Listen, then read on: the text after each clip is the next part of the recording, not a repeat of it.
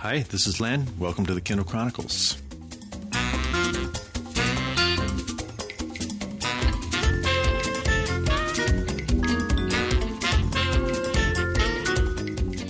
Today is Friday, August 7th, and I'm coming to you from Ocean Park, Maine, looking out at, it was a spectacular beach day here today in Ocean Park, and I had a chance to ride some waves and hang out with the kids and get the show to you fairly early.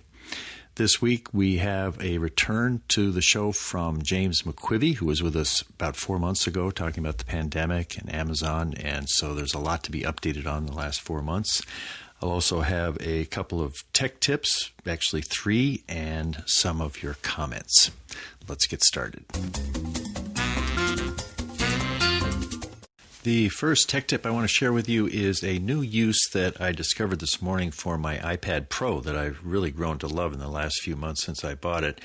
And in this particular situation, I found an integration with the Kindle app on the iPad that was very useful in helping me to create notes for the morning journal flash briefing that I do each 6 days a week for Alexa. What the situation was, I take my notes longhand in the Notes app on the iPad, and it feels fluid, and I find I'm just in touch with my right brain when I'm doing that. And on the left side of the split screen, it's very easy to set up a split screen and holding the iPad in the landscape mode. I had the Kindle version of the book that I wanted to talk about, Man's Search for Meaning by Viktor Frankl. And in the Kindle app on the left side, if you're picturing the iPad, I went to my notes that I had highlighted because I had a particular point that I wanted to talk about. I found a passage that talked about how it's really important to have a sense of meaning as a way to survive something like the concentration camps. And when I tapped on the highlighted passage that I'd identified, I was then able to drag the Apple Pencil across that text and simply drag it across the dividing line between the Kindle app and my Notes app, and it just dropped into the notes that I was working on for the morning journal. And it was just flawless. It made the process of using something that I had highlighted in my reading on a Kindle book, and obviously I could do this for any Kindle book that I have, and bringing it over into this very creative environment of notes. And I wasn't sure that I was going to be able to do it, to just, drag something and highlight it on the iPad and then bring it over to Notes. Easy, really fun to do. So that's a pretty powerful use of the iPad in its ability to work with the Kindle app. Second tech tip, I want to pass along something I've learned as a grandfather with my grandsons Jake and Ryan, who've been here the last couple of weeks. Jake is 6, Ryan is 4, and we do a lot of experimenting with video games. We play a game called Beach Buggy 2 in the Tesla, and there's a Mario Kart race that we do downstairs on the TV monitor. But I found a really fun way to play a game with them on tablets. Now, I happen to have a lot of tablets, but what I did is we set up on the bed here in the bedroom, the big double bed, and each of us had a tablet. So Ryan was on my iPad, Jake was on the Fire HD 8 tablet, and I was on the Fire HD 10 tablet. And I put, first, we did this with Candy Crush, which is a very simple game where you're moving blocks around to get series of 3 or more. And each of us had the Candy Crush game, and we're playing. We were playing separate games. We weren't playing each other. But there was something that was very fun in each of us playing the game because we were sharing, saying, oh, I just got 4 in a row, or oh, no, you should do that, or Jake. And Jake and Ryan were very interactive with each other, and then they were the same with me. And so although we were each playing alone, by doing it together, it was a lot of fun. I mean, there was a lot of laughs and a lot of energy, and then they wanted to switch to Angry Birds, so I got Angry Birds on each of the 3 tablets, and that was even more fun. I was surprised how quickly Ryan picked up the ability to throw the birds with a slingshot and try to kill the pigs.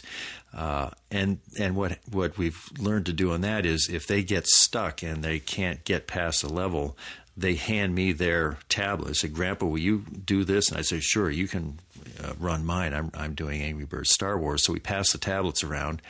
And so there's just a lot of it's not in any way a kind of solitary thing that would 3 people are on a bed each playing one of these games by a tablet, then it's just a lot of fun. And, if you're a grandparent who thinks, boy, I just don't see myself playing video games, these games are drop dead simple and they're free to get on any kind of a tablet. And if you want to have some fun with someone of a certain age, I recommend it highly. It's now to the point where every time they come over, they say, Grandpa, can we play Angry Birds just for 10 minutes? Can we do it for 10 minutes? And so it's been a big hit for all of us. Last tip, I a while ago bought something called a Rocketbook, which is it's sort of a stiff paper, and it's got a certain surface to it that you want to write on it with a Pilot Frixion pen, which is like a regular pen, but it has the ability to stay firmly on the page unless you wipe it with something that has some moisture on it, and they include a microfiber with it. And I used it for a while, but then the Remarkable tablet became my way of making notes, preferably. But I saw something that came my way, and it was called the Rocketbook Panda Planner, and they were touting it as having clever planning pages that you could do in this Rocketbook technology. So I bought it, $35. I get the 6-inch by 8.8-inch executive size. As it turned out, I was kind of disappointed that the planning templates they had didn't really seem to strike me as being full of genius. But then I saw what I wished I'd bought instead. It's the Smart Reusable Notebook for Rocketbook, and it's 3.5 by 5.5 inches. It's called the Mini, so therefore it'll fit in my pocket, my shirt pocket. I always have a notebook in my shirt pocket. It costs $13.56, and it includes a pen and a cloth. So it's going to be fun to just try that as my pocket input device for a while. What happens is you write on these pages, and then you have a Rocketbook app on your phone, and you take pictures of the app and of the page, and it automatically kicks it up to wherever you want to store it. It could be Evernote, it could be Dropbox, it could be some other place. And so you're transferring these things quite easily to other ways that you might be able to use them. So the Rocketbook is back, and I'm looking forward to getting my mini version size of it. Time now for the interview. James McQuivey, Vice President and Principal Analyst at Forrester Research, joins us again this week to discuss the pandemic, Jeff Bezos on the antitrust hot seat in Congress, and what he's reading these days. We connected by Skype on Tuesday, August 4th, and I began by asking how the course of the coronavirus pandemic has surprised him based on his expectations in the early part of this year. Well, I haven't shared this with anyone yet, but I have an email that I wrote to family members in probably the second week of February saying, this is going to be a year of effort, and we may lose as many as 300,000 people in the United States. And like we talked about back in the earlier months of this year, it wasn't hard to predict that number just following the couple of things that factor in, which is the rate of retransmission, the mortality rate. And just took a little bit of information from what was happening in Hong Kong and China, and you say, look at the U.S. population, look at our ability to respond. 300,000 is probably the upper bound of how many people we might lose. Now, my hope was that we would lose half that many. Well, we already have lost half that many, and we're still going. So I'm not surprised by the magnitude of the virus and its impact itself. I think what I'm more surprised by is how many people are resisting taking steps that could minimize the virus even further. So I think it's less about the science of it, even the medical response, which I think has been admirable in so many ways. But for some reason, we're at a place emotionally where we can't process this additional stress, and it's causing us to lash out at others, point the finger at others, claim that other people have blood on their hands, when in reality, if we just looked around at the people we care about and said, all right, let's wash our hands, put some masks on, reduce our activities, we can't make the virus disappear, but we can lessen the impact and come up with a life that will minimize the economic and social impact for the next year, and probably longer than a year. That's probably an area where I underestimated the effect. So, yes, some surprises in there, but not tremendous number of surprises. Just maybe some disappointment in us as human beings. But I think that's where we are right now as a culture. We are so incredibly blessed with resources and things that prior generations would have been thrilled to have, and yet we're not very good at recognizing and preserving that and then adding to them. And that's where I wish we were. I wish we were more aggressively adding to the amazing prosperity that we already have as a nation, of course, and then certainly as a world. Well, and I think I remember that your doctoral work at Syracuse related to the pandemic, but specifically on the issue of public health communication strategies in that context. What have you seen on that dimension of where we are? That's fairly tragic. I think our response from a public health communication perspective, we going back to my doctoral work at Syracuse in the mid-'90s, which is where, as you say, I first came across the history of the Spanish flu. It was, at the time we were looking at things like preventing the spread of HIV. We were looking at, obviously, communicating to people that tobacco can kill. Those were the things that were being funded, let's just put it that way. And so communications researchers were doing a lot of work in that area. And it was never my primary area of research, but I followed it very closely. The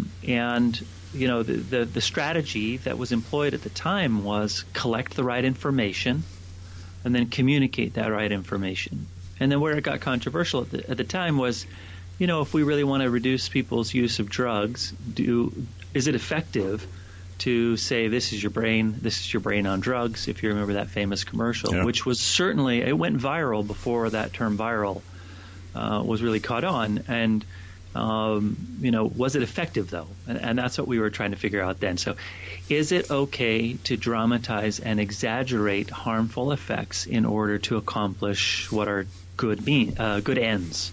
Do those means justify the ends, which is an age-old question, of course. And in the area of health communication, it was pretty clear at the time that even if you had the right facts, miscommunicating them would generally backfire.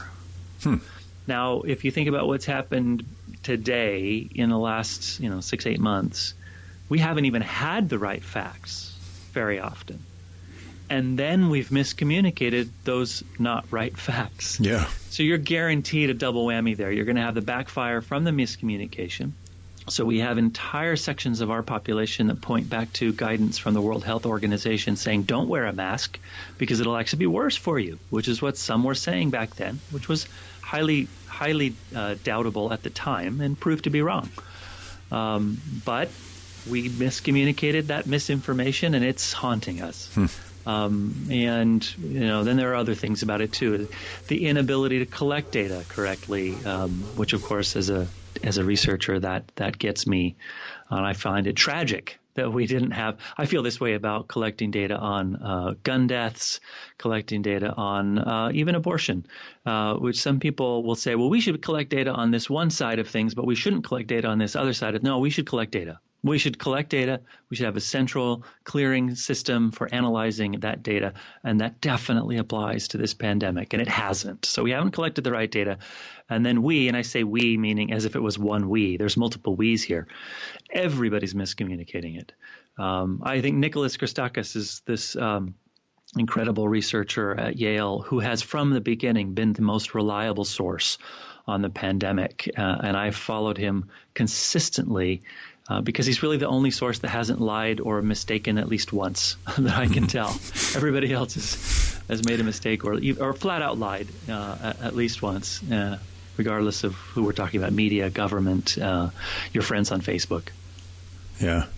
We've got 4% of the population of the world and 25% of the coronavirus cases, which that gets pointed to as somehow other countries are managing this differently. Is public health communication strategy and effectiveness the biggest difference in what's happened here or not?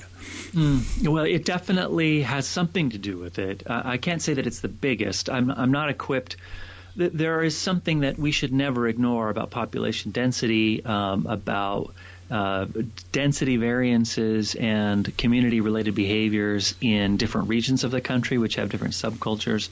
I mean, everyone likes to point to their favorite country, especially we like to point to New Zealand. Wow, they did it right. Well, of course they did. They live on an island and they have more sheep than people. And that's not to put New Zealand down. I love New Zealand and I would love to be there right now. But we can't pretend that any other country in the world could be New Zealand. People like to point to Sweden. They like to point to Norway as examples of different aspects of how this happens, but we have very simple local-based cultures with a certain density and a certain set of social norms.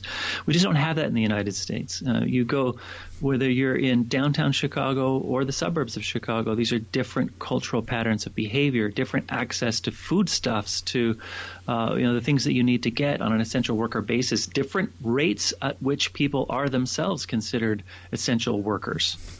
And so you're going to have different rates of exposure and different health capabilities. I mean, one of the challenges that we have when we start looking at the most densely populated areas of our country is that those are the populations that already have the most health disadvantage to begin with. So take the fact that they're in essential worker jobs, which they can't walk away from because they economically need those jobs. They already have the most health deficits to begin with. They're exposed to the virus more often than others. You take those three things, and it just means you're going to have more exposure than you are in Geneva, Switzerland. Mm-hmm. There's going to be more risk and more downside. That said, communication could have made a big difference. If it had been, as I said, the right information, and then not miscommunicated that information in a sense of humility, that would have made a difference. And when we hear, I don't want to get too political, but if you look at what's happening between the mayor of Atlanta and the governor of Georgia, so we're just wasting incredible cycles here. And meanwhile, there are literally lives in the balance. And I don't say anyone has blood on their hands. That's a famous phrase on Twitter these days. Nobody has blood on their hands in this respect. But we certainly could have just reduced the amount of suffering if we work together toward a common goal, and it's bizarre to me that we can't do that right now. So is it a communication problem? Is it a where we are in our culture problem? And the answer is probably yes to all of those things. Well, another big communications story recently was the antitrust subcommittee hearing of the 4 top tech CEOs, including Jeff Bezos.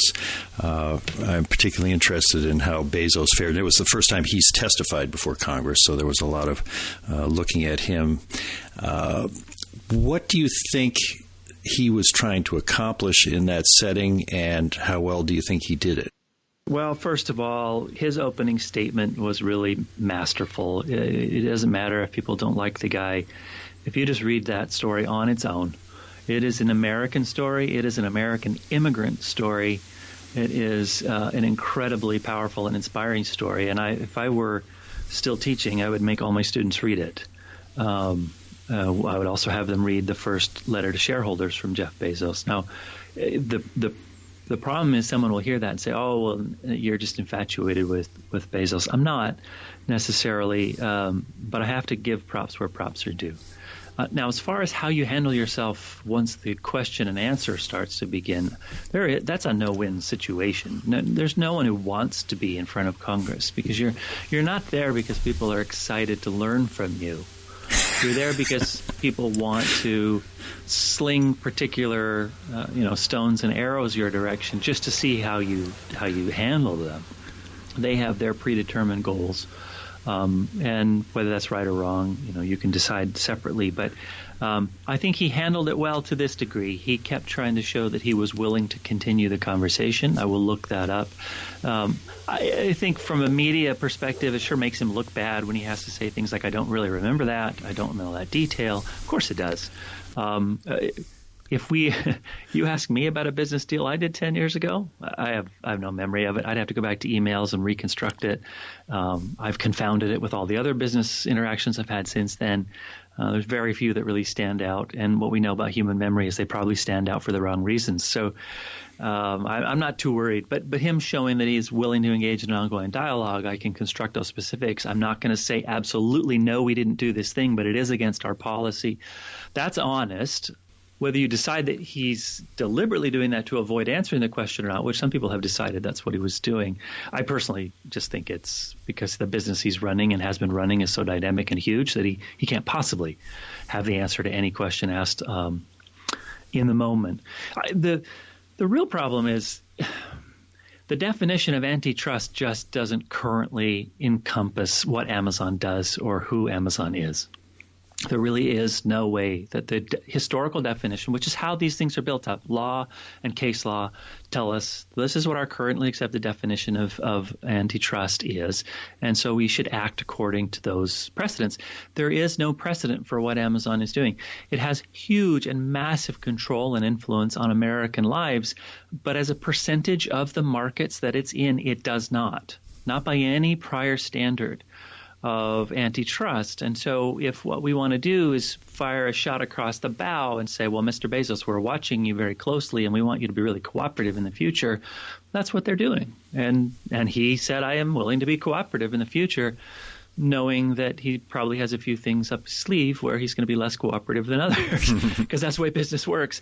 But really, there is really the basis on which someone like Elizabeth Warren keeps insisting that we need to be breaking up these major tech companies is purely a moral claim. It's not a legal claim. And she knows the law, so she knows that, which is why she expresses it in moral terms. It's a moral outrage that people have this much money. It's a moral outrage that people have this much power.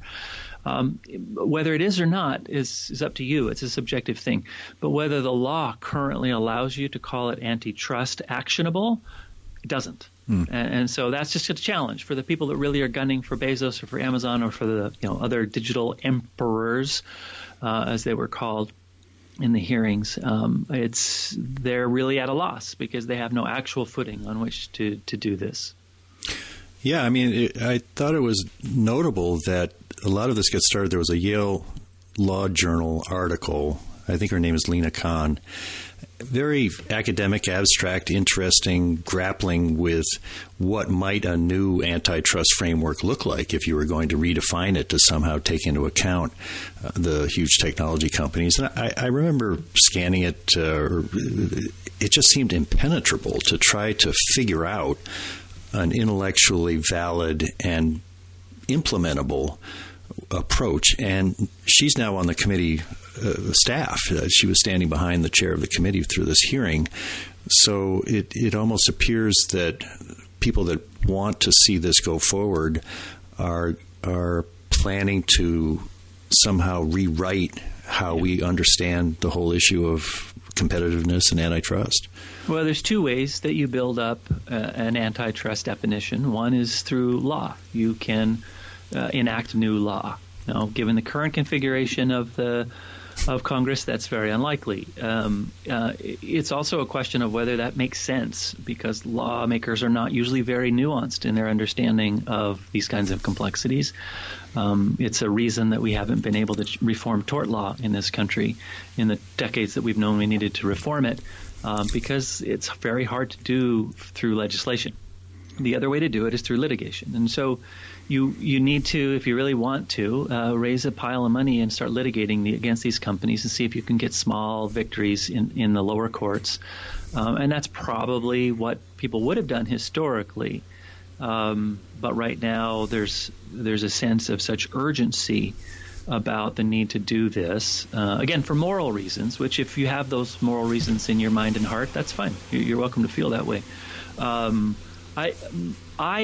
Because I did some work. Ben Bagdikian was the professor in the 80s and 90s in the world of communication and communication law research, who wrote a book called Media Monopoly. It was kind of the holy text of media monopoly research. I did some work in media monopoly research in the 90s as an academic because I was so taken with the premise of the idea that, these media companies that control, it's 4 or 5 oligopolistic companies that control 90% of what you read, what you watch. And I was so taken with that as an idea. Like we should go, I got a little bit of that morality. We should go and investigate that. We should break that down. We should make sure that, and remember, this is before the internet, so we didn't have the option of someone just starting their own blog and becoming a food blogger so that they could take on HGTV on their own, So in those days, you could make kind of a case that structurally, sure, cable access existed, but there was no way for someone to really introduce an alternative voice in the mid-'90s. So I got into that research, and it just turns out that when you do the research itself, as I did, and I published, co-authored a piece with my wife that was really fun to work on. We went to Chicago, and we ate canned beans in our hotel room because we were poor students, and we presented the results of our research. And basically the results of the research were, it turns out that it's very hard to prove that there's any effect on people's lives or people's choices as a result of 5 or 6 companies controlling all the movies that you watch. And so I developed a very healthy respect for oligopoly, not as in I think oligopoly, that's the right way to go, but in certain areas, especially when economic markets are complicated, as long as you have more than 2 companies vying to achieve the same thing, they end up working pretty much against each other to create the kind of diversity that you want. Is it sufficient diversity? No. Is it perfect? No. Are there voices, legitimate voices that get fenced out? Absolutely. But as you can tell, that still happens today, even though the means of media production are completely reduced. Where a YouTube kid can get 60 million videos or video views compared to what it used to be for in the 90s for Seinfeld to get 10 million people to watch it on a Thursday night. So, the world has changed in many respects. In some respects it hasn't. But even now, we don't have access to every idea, every voice. And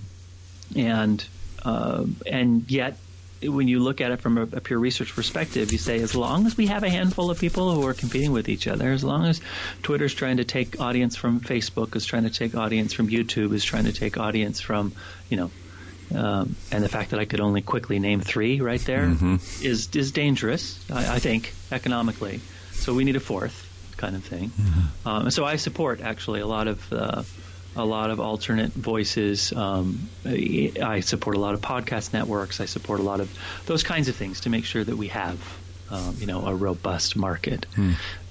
Anyway, that was more backstory than you really needed, but I'm just saying that this is not new. Right. The research in this area has been done before, and we've learned a few things from it, and simply just saying, well, I'm going to go break up that big company because it feels wrong that they're that big. There's plenty of evidence that feeling wrong and being wrong might be 2 different things. And if you really want change in the world, you're going to have to account for both people's feelings and the evidence. Yeah, exactly. Have you continued to go into the field every 2 weeks with your survey on how employees feel about the pandemic and how their companies are handling it? So we have not. We ended in the month of May. We keep the survey ready to go. And here's the reason why we stopped in May and haven't gone back. The numbers weren't changing. Basically, people had gotten to a point of acceptance. If you want to think of it as Kubler-Ross's stages of grief, people have gotten basically to past negotiation, and they were now just in the resignation phase. And so their attitudes weren't changing. Their expectations of when this is all going to change. Basically, every time we'd ask, they kept saying, yeah, I think it's going to be more than 3 months before things get normal again. And then a month later, they'd say, yeah, it's more than 3 months. So we're basically realizing people are in a permanent hold mode. I think in September, we're going to go back into the field because we think school is going to be a separate topic worth looking at least here in the United States. We were surveying in 9 countries, and it'll be true in many of those countries. But certainly in the United States, one of the big debates right after should we all wear masks is should our kids all be back in school or all be remote? And again, that's devolved into a slightly partisan conversation, but still a big one. And that'll influence people's ability to work from home. The work from home issue that we're covering very closely is incredibly complicated. You have people who don't have extra space in their homes. A friend of mine is an immigrant from the Dominican Republic. He's worked very hard to develop a wonderful career managing a call center, a bilingual call center. And he and all of his call agents are working from home. And one of the reasons they're so effective is because they're bilingual. Many of them are immigrants. Well, they have very, very small apartments or homes. So they're trying to provide excellent customer service for any number of companies, some of whom are going, travel companies, financial services companies. Their customers are nervous and worried. And here you are providing bilingual call center services from the closet in your room because the kids are trying to do their homework on their mom's cell phone, which she needs to do her work as well. I mean, these are real stories. These are real people. I understand why there is a genuine desire to say, let's get the kids back to school so I can get back to work because I need to earn the money to be able to keep feeding those kids and keep our economy alive while we adjust. So none of this is easy. And I think in our research, we're telling companies when you make a decision, you are making a decision that affects probably 50 different life configurations. You think, it's one office with 800 people, but it's really at least 50 different life configurations. Who has kids at home? Luckily, the numbers, when we find in our surveys, the numbers of people who have to make decisions based on the health of someone in their household, it's small. I mean, it's meaningful and it's important, but it hovers around 10 to 12%. This is people who are at risk from the virus? People who are saying, I have to make work decisions, like whether I can go to work or not, based on the health of someone in my home, including myself. I see. And I have those colleagues and friends as well. In our effort to try to help people feel less anxious about the future, we are trying to tell leaders, whatever you do, make sure that you don't say, good news, only 12% of our people have to worry about their health, so we can just all go back to work. Yeah, right. Well, no, you can't. You can't because those 12% of people matter. And so I'm not trying to minimize the number to say we don't have to worry about it. I'm just trying to say, on top of that, you then have all these different configurations of children in the home, of space in the home, of reliable Wi-Fi. I mean, this is something that Dave Johnson, my colleague, has been talking to so many companies about. They have all these people working from home. They're unable to get into meetings. Their video's dropping out. Their audio's dropping out. And he's saying, look, you have a whole bunch of network experts in your company who are no longer managing the networks in your offices because no one's in your office. Why don't you set up some clinics so that people can call in and say, how do I manage this Wi-Fi thing? Not everybody knows that Wi-Fi doesn't penetrate certain kinds of walls very well, or go around corners very well, or go from up floor to down floors very well in apartments. These are things that your networking experts who manage your facilities could help your company learn how to do in their home. So there's some good work to do. That's empathetic in nature. If you're saying to people, look, we recognize that your situation, your life configuration is making this challenging for you. So let's take some time to at least help you address what we have power to help you address. Here's a stat that I happen to know off the top of my head because I'm going to be sharing it with an Asia Pacific conference here in a little bit, but 40% of companies in Asia Pacific are significantly increasing the mental health benefits associated with their healthcare plans as a result of COVID. That is exactly as it should be, and the number probably should be higher than 40%. Because me telling your manager to just be more empathetic to you in your meetings, that's nice. But your manager is not a professional, and your manager isn't supposed to ask about, like, are you getting along with your spouse? That is very personal, and it could be used against you as an employee later if you divulge too much. So it's appropriate that really good resources, professional resources, should be provided by the company to help people. And hopefully, this is an opportunity for us to destigmatize the idea of having mental health as something you can turn to. Long-term, short-term doesn't matter. And that's a healthy alternative for people to do that. So I'm hoping that might change cultural approaches, that this moment of crisis might allow a company to say, we recognize that your mental well-being is important to us as an organization. We don't have those skills, and we also don't want to lure you into sharing more information with us. So here are some professional resources that we have. I think that's very positive. I think when we talked last, the number of employees that were reporting that they were concerned about going back to work was rising and headed toward 41%. Is that kind of the level that it plateaued when you stopped the surveys? It did, and that was a little different country by country. Australia was the least concerned of the 9 markets that we were studying. Hong Kong actually was the market where people were most interested in going back to the office. only 25% of people said they absolutely didn't want to go back to the office, or that they were concerned about their well-being in Hong Kong. And, we had to do a lot of thinking. We talked to our Hong Kong team about why would that be the case. Number one, they already were facing the pandemic longer than the rest of us, for 6 weeks, maybe longer, maybe 8, depending on how you count it. And so they had already matured to a point where they're like, okay, I think we can handle this with social distancing, with masks, with, filtration in our HC systems.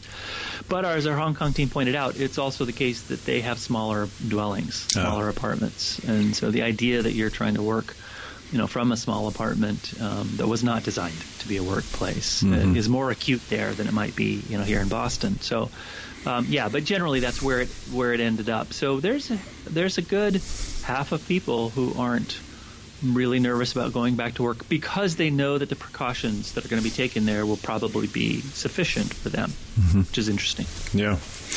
Well, turning to your home and your family, I think we talked a little bit about this before. This many months into it, what changes have happened in either the way you lead your daily life personally or the way your family interacts? Have you learned small or large tweaks to sort of the life hacks in this environment that probably will continue afterward?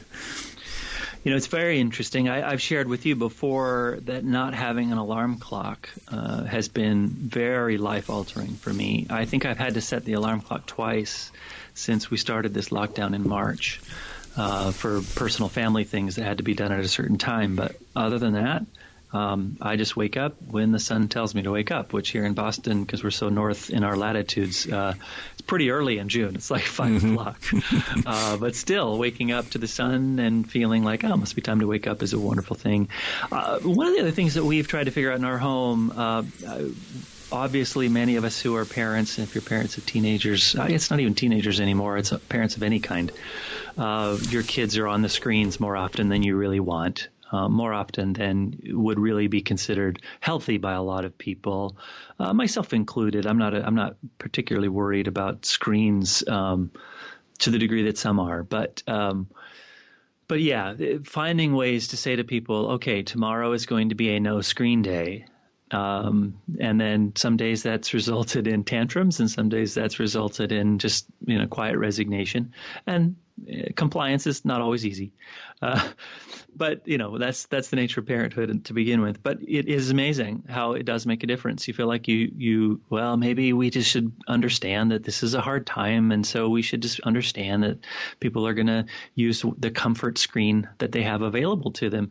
And then when you draw a hard line and say, this week, Tuesday and Thursday, there's going to be no screens, and on these other nights it's only going to be 1 hour or whatever the rule in your home is going to be, and then that one day your child finishes that Lego Yoda that they left half built back at Christmas, and they spend the hours that it takes to find the last piece and do that last bit, and they're really proud. And another one finally sits down in front of the piano and works on a piece that they've been putting off for weeks, and you think, this resistance is useful. It's how we train our muscles. It's also how we train our minds. And so I'm trying to do that to myself. I've taken a burpee challenge, and What's that? So burpees are the new old-fashioned way to say squat thrust with a push-up in the middle. It's a CrossFit kind of thing, and I'm not really a CrossFit guy because I'm just not fit enough or cross enough. I don't know which. And I just don't like them. I'm a runner. I like to go out and run. But I have felt like I haven't been getting enough resistance from my runs. And so I thought, I'm going to give myself a challenge. I'm going to do a certain number of these every day for a certain number of time. And that resistance is important. It almost doesn't matter what resistance you're applying. It could be emotional. It could be intellectual. Like, I'm going to get through that book that I haven't been able to get through.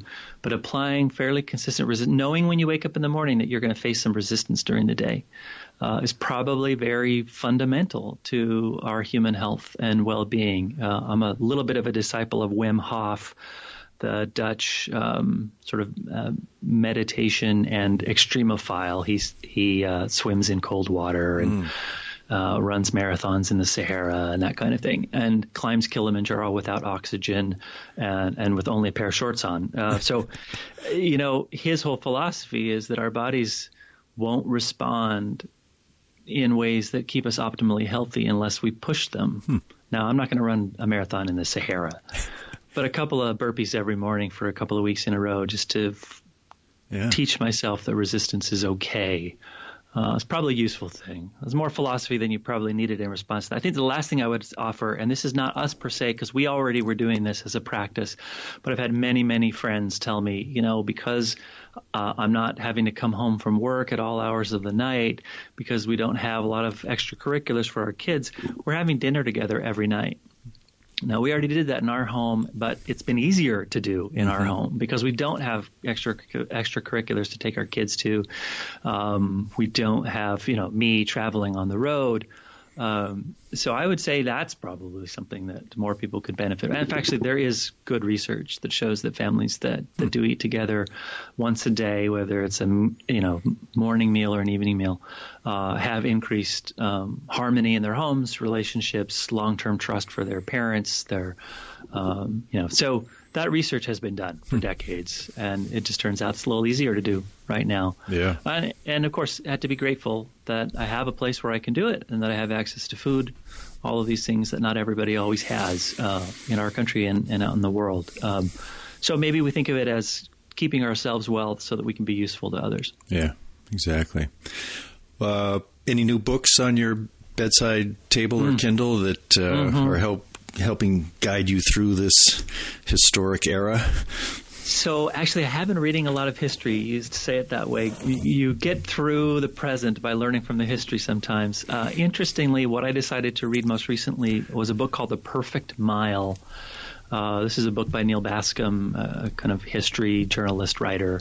Fascinating book. It was written in 2004, which was the 50th anniversary of the breaking of the 4-minute mile by Sir Roger Bannister, who was not Sir at the time he broke it, and of course became Sir because he broke it on behalf of Great Britain, was celebrated. In a 2-year period, they had the coronation of the Queen, they had the summit of Mount Everest by the Brits, and then the breaking of the 4-minute mile. So it was a big deal for post-war Britain. Fascinating book, and he did it very, very well. He weaves together the story of John Landy, the Australian, who was the second man to break the 4-minute mile, and then kind of a side story of an American, Wes Santee, who was widely considered to be the rival of these other two who did break the 4-minute mile, and he never did. It was very, very interesting to read the book. But here's the thing that I would share. The lesson that you learn from reading the actual history of the breaking of the 4-minute mile, something that was considered impossible by many people before that time. And some people believe, well, it's possible, but as soon as you cross the finish line, you will fall over and die. That it's not, as some people have later said, you just have to believe that it can be done. You just believe in yourself. I'm very skeptical on believing in yourself because without training and hard work and the right tools, it doesn't matter how much you believe in yourself. And that's exactly what you learn from the history of this. The 4-minute mile was broken through incredibly dedicated training, collecting data. Bannister ended up being a doctor. He was actually in medical residency while he was doing this, only training an hour every day because he had to be doing rounds at the hospital. Wow. But he used his access to the labs in the hospital to take blood tests on people to see what is it about the oxygen levels, the lactate in the blood levels that tell us whether a muscle is done for, because he'd run miles before where the last lap he just had nothing left in his legs. And he's like, why does that happen? How does that happen? So paying attention to the details, being disciplined in your application of knowledge, so getting the right information kind of goes full circle back to the beginning of our conversation, and then using that information correctly, which is exactly how Roger Bannister broke the 4-minute mile, and then John Landy right after him. And we're now to the point where over 1,000 people have run a 4-minute mile. I just saw a video of a kid in the U.S., a high school student, who just raced. Didn't race. He did it in training, so it doesn't count. But did a 3-minute, 59-second mile. The kid's 17 years old. Wow. The tools, having the right tools and applying them in a disciplined way, using the information available to you can unleash many powerful things. And if you fast forward to today, we're now to the point where it hasn't been done in competition, but Eliud Kipchoge ran a 2-hour marathon, which was also considered to be humanly impossible, and honestly is just flabbergasting. You know how hard that is from personal experience. I know how hard it is to run a 4:12. I can't even imagine running a 2. So, I think that's where we are today. We have the tools. For whether it's getting back to work, whether it's helping companies survive this, whether it's helping your customers survive this, which is all the work I do at Forrester, or whether it's, as a society, how do we pick up the pieces of the terrible things that we see happening around us? We have the tools. We know how. We just have to apply them in a disciplined way. And I think the tool most unappreciated right now is this very powerful one that's been advocated for millennia, is called forgiveness. I personally think that that's one that's not being used enough. If it were the equivalent of the perfect mile from 1954, the thing that most people hadn't paid attention to was the amount of miles that you put on your legs, because over time, miles accumulated in your legs can compensate for a lot of other factors, including bad wind, bad rain, bad sun, whatever. Miles on your legs over time is what makes you run a 4-minute mile. And I feel like forgiveness over time is what we're missing right now. People treat an act of forgiveness, a single act of forgiveness, as this rare, spectacular event. It's a muscle that's best used every day, and it's a muscle that I think will pay off. We'll be breaking all kinds of boundaries and records if we were to apply that one. So the book's been very useful for me that way. Forgiveness over time, that's fascinating. So you're thinking of, like, say, some of the racial conversations and the history of slavery, and are you thinking of sort of a society needing that much time for a forgiveness of a historic wrong to be righted, or more in individual lives? That's a fascinating concept to me. Well, over time, I mean specifically that you have to do it repeatedly over time in order to be good at it. Oh, I see. To get good at it, because it's hard to do. Exactly, it's hard to do. I see. And you don't suddenly have something as tragic as, I can't believe the awful legacy of slavery. I can never forgive the people who participated in that. Well, of course you can't, because you don't know how to forgive in general. So how are you going to forgive something so atrocious as that? Right. I feel like because I'm a history reader and a health communication student, I'm not a big fan of a lot of what Margaret Sanger did in her career. She was really the modern founder of Planned Parenthood, if you want to just shortcut the history. However, I think Planned Parenthood's recent disavowal of her leadership is not the right answer. We need to forgive Margaret for her mistakes, some of which were pretty terrible. But we can also learn from them, and we can recognize, like Henry Ford is this incredible sore thumb in the history of the world. He did some amazing things in liberating. Sold 12 million Model T cars in the 1910s to 1920s, that period. And it absolutely reshaped the economy. He was an incredible boon to immigrants in this country because he was giving immigrants good jobs and insisting that they learn English, which some people resent him for today. But I think that was very, very helpful for them at the time. And he was paying them, and they were doing well. He did amazing, amazing things. But he was a terrible anti-Semite.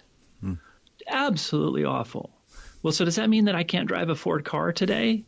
Or can I forgive him for that? Well, it might be easier for me to forgive him. It might be easier for someone else to forgive, or for me to forgive Margaret Sanger. I don't diminish the fact that we all have different things that are harder for us individually to forgive. I'm a descendant of proud Native Hawaiians whose land was stolen from them and who were left in abject poverty. So I could spend my whole life litigating against that. Or I could forgive. And so I'm working to forgive. And that's my recommendation to us as a country, especially because we do know that Martin Luther King, who was one of the most important people in the history of our culture, not just related to race, there are skeletons in his closet. Mm-hmm. And does that mean that we're going to someday have to say we repudiate Martin Luther King? Is it going to allow racists to say, see, he was just a corrupt guy, and now I can just go back to my racist ways? No, I think forgiveness is the answer. And you can practice that muscle the way you're practicing those burpees. Things. Yeah. Burpees exactly. And forgiveness. Burpees. Yep. Maybe that's what Some days I'd rather do the burpee. I hear you. That's great. Well, this is fascinating, and thanks very much. I have been speaking with James McQuivey, Vice President and Principal Analyst at Forrester Research. Thanks, James. Thank you, Len. I'd like to finish up with a couple of comments that you sent me. This comes from Debbie Baker, a longtime listener. Hi, Len. If you're looking for superb scientific discussion about COVID-19 and other viruses, check out the podcast This Week in Virology, hosted by Professor Vincent Raccaniello and his colleagues. I've been listening to his podcast for as long as I've been listening to yours. Several of the questions Mr. Riddle couldn't answer have been discussed there, and I highly recommend you give it a listen. It's worth your time. Hunkering down in the woods in Iowa. Debbie Baker. Thanks, Debbie. That's a good tip. And this is from a new listener, Candace from the Kansas City metro area. Hi, Len. I'm a new listener that found your podcast a couple of months ago by searching for Kindle in the Pocket Cast app. I was initially looking for more information on whether a Kindle was a better reading experience than the iPad. When the pandemic hit, I began reading ebooks from my local library on the iPad. After a couple of months of reading on the iPad, I had decided to try an e-reader. I ultimately decided on a Kobo Clara HD over a Paperwhite, even though I use Amazon Prime and Echo devices. I have access to two local libraries, and each uses a different system for ebooks, Overdrive versus Access 360 EPUB. The Kobo easily works with both, while EPUBs require some manipulation to read on the Kindle. I didn't like the idea of DRMing EPUB library books to work with the Kindle. Another plus for the Kobo was Pocket article integration, although I haven't used it much. I've been enjoying the Kindle Chronicles and look forward to it every week. I listened to some old episodes because of the interviews. I especially liked the interviews with Covid Goyal of Calibre, David Burley, Overdrive, Alex Cabal, Standard eBooks, and someone from Amazon Book Review, which led me to their podcast. I do prefer having the Amazon News and Tech Tips at the beginning of the show. Since you put the interview start time in the show notes, that should allow anyone who just wants to listen to the interview to quickly navigate to that point. I listen to a lot of tech podcasts, mostly twit.tv shows, This Week in Tech, Let's Leo Laporte, and you cover Amazon news that I haven't heard anywhere else, like employee benefits, $15 starting wage, and treasure trucks. I hope you will keep doing the Kindle Chronicles. It's an interesting mix of news and interviews that I haven't found anywhere else. My only recommendation would be to advise those you interview to use a good microphone, like the one you use. Best regards, Candace.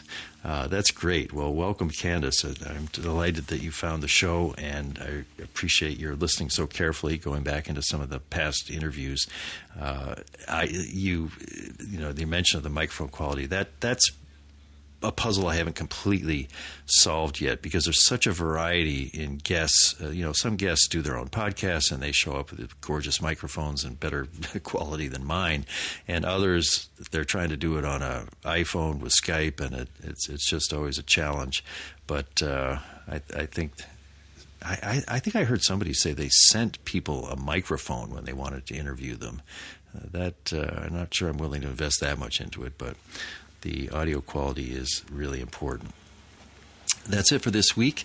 Next week's guest is going to be Joanna Hunt. She is head of Kindle accessibility, and this follows a blog post by the team that she heads up, and it mentions a partnership with the American Federation of the Blind, which I remember a few years back took a very hard stance against Amazon over issues of accessibility with the Kindle, and it looks like in the intervening years there's been a quiet partnership with the Federation, and we'll probably get to hear about that in talking to Joanna next week. By the way, I'll mention that Joanna Penn of the excellent The Creative Penn podcast interviewed me this past week on Tuesday. She's just passed the 500 mark in episodes. She's a terrific interviewer, and I found it was a good conversation. I'm not sure exactly when she'll have it on her show. She batches her interviews, and this will be sometime in the future. But that's a good podcast. It's designed mainly for writers, but she's so intelligent that any topic that she discusses is fun to listen to, and you'll be able to hear me coming up probably in the next few weeks. Yesterday, August 6th, was 1 year since my mother passed. It's just an amazing compression of time to think it's been a year. It seems like forever and a day at the same time. And we, some of the family, gathered at the cemetery in Sudbury yesterday with Dad for a nice commemoration, and then my daughter Rue, who's next door in the cottage, and I and her husband went out and launched a paper lantern up over the sea in memory of her, because she always used to say she was putting us in light, so that seemed like a right thing to do. And the anniversary unlocked a lot of emotion, I think, in all of us, and that probably is what will happen every August 6th going forward, but this first one seemed to have a particular impact. So rest in peace, Lois Edgerly, a remarkable woman. This is Len Edgerly for the Kindle Chronicles at Ocean Park, Maine. Thanks for listening. Bye.